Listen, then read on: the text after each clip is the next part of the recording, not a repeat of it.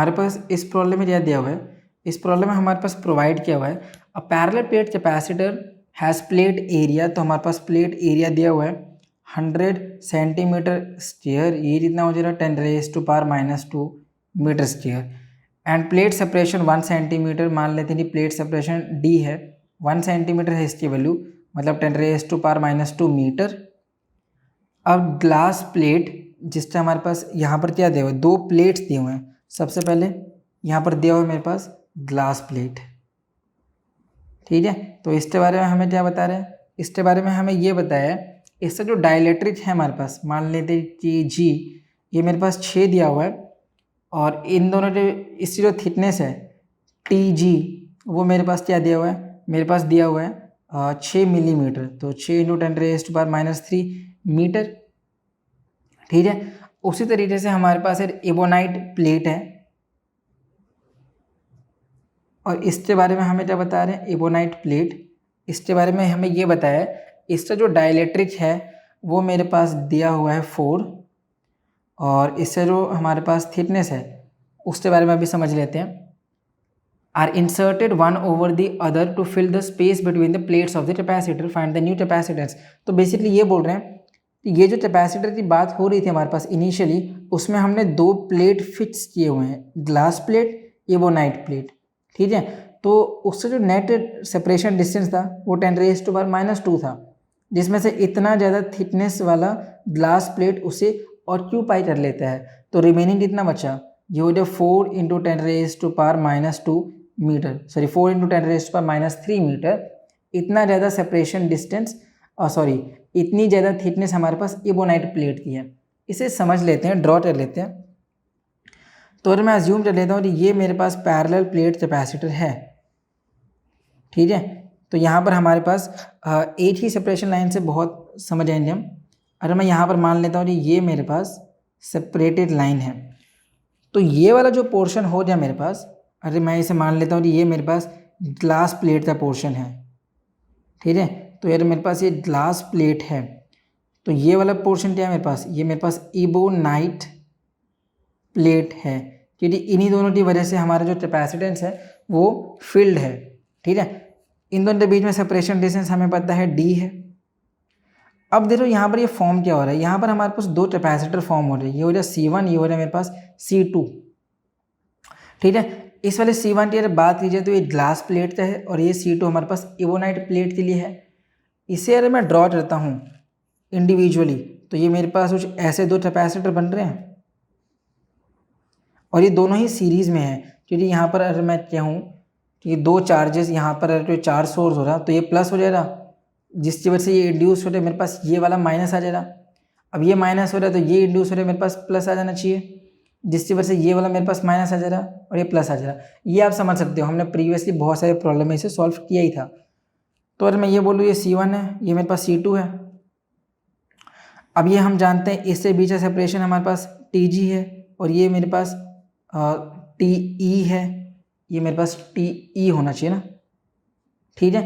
तो यहाँ पर मैं कह सकता हूँ, और ठीक है, तो अगर मुझे नेट कैपेसिटेंस बताना है, तो अगर मुझे C इक्विवेलेंट बताना है, तो क्योंकि ये दोनों ही सीरीज़ में है, तो C इक्विवेलेंट 2 ही कैपेसिटर है, तो ये हो जाएगा C1.C2 divided by C1 + C2। तो ये तो हो गया मेरे पास फॉर्मूला, जिसकी हेल्प से मैं इसे सॉल्व कर सकता हूँ, ठीक है। तो अब यहाँ पर C1 और C2 की वैल्यूज़ फाइंड आउट कर लेते हैं।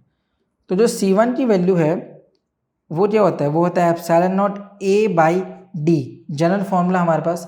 अब यहाँ पे कैपेसिटेंस भी है, तो K1 हो गया, ε0A तो मेरे पास दिया ही हुआ है एरिया, डिस्टेंस इतना है, डिस्टेंस हो जाना चाहिए यहाँ पर मेरे पास, देखो डिस्टेंस, सिंपली डिस्टेंस इतना हो जाएगा, ये हो जाएगा यहाँ पर TG, यहाँ पर जो डी की वैल्यू हो रही है मेरे पास वो T(g) के बराबर है, तो ये हो जाए K1 ε0A divided by TG, ठीक है।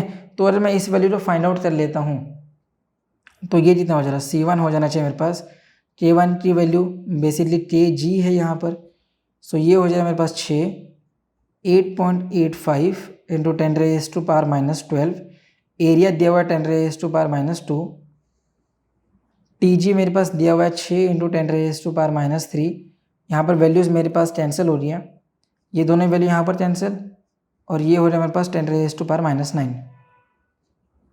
ठीक है, तो जो C1 है उसकी वैल्यू हो रहा है मेरे पास 8.85 इंटू 10⁻⁻11 फैराडे।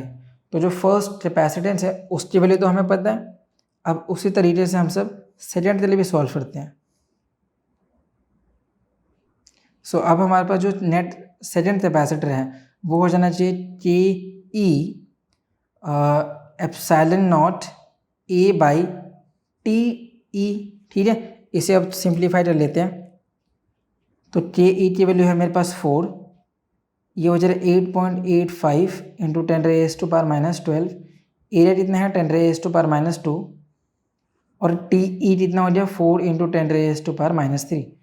तो जो C2 है वो हो जाए मेरे पास 8.85 इंटू 10⁻⁻11 फैराडे। सो दोनों के लिए वैल्यू यहाँ पर हमने सॉल्व कर दिया। अब C इक्विवेलेंट अगर मुझे बताना है तो वो कितना आ गया, ये हो जाए मेरे पास C equivalent C1 into C2 divided by C1 plus C2। तो ये हो जाएगा 8.85, दोनों रही जो कैपेसिटेंस है वो मेरे पास सेम आ रहा है। तो ये जितना हो जाएगा 8.85 इंटू 10⁻⁻11 इसका होल स्क्वायर डिवाइडेड बाई, चलिए दोनों की वैल्यू सेम है तो इन दोनों के ऐड कर देंगे वैल्यूज़ को। तो ये हो जाएगा 2 टाइम्स 8.85 इंटू 10⁻⁻11। ठीक है, सो दे लो ये वाली वैल्यू तो इससे कैंसिल ही हो रहा है मेरे पास। ठीक है, तो अब कितना रह रहा है मेरे पास वैल्यू, ये हो गया 8.85 बाई 2 इंटू 10⁻⁻11 फैराडे। ये हो जाना चाहिए 4.425 इंटू 10⁻⁻11 फैराडे। ठीक है, C इक्विवेलेंट। तो जब आप इस वैल्यू सॉल्व कर सकते हो तो इसे आप कह सकते हो कि C इक्विवेलेंट हो रहा है मेरे पास 44.25 into 10⁻⁻12 Faraday. C equivalent approximately आप बोल सकते हो कि हो जाए 44 पीको फैराडे। ठीक है, तो यही हमें प्रूफ भी करना था, सॉल्व कर दिया हमने इस वैल्यू को। ठीक है, इससे आसान सॉल्यूशन और कहीं नहीं।